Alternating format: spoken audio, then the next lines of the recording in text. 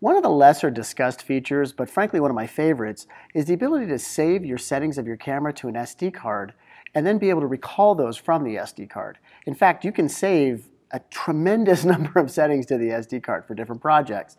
So let me walk you through this. First, we go into the camera's menu setting.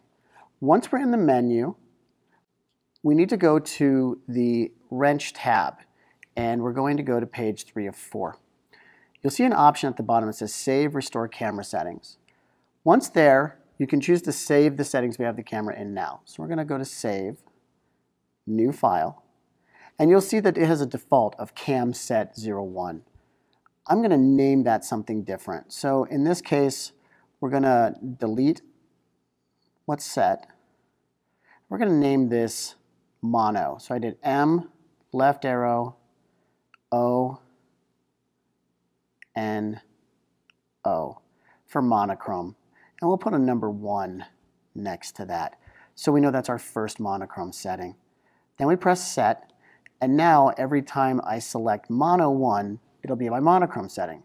So here's how we would recall those settings. We go to Save Restore, press Set, go to Load, and then you would see as many settings as you have stored on the camera. So you'd see multiple options there.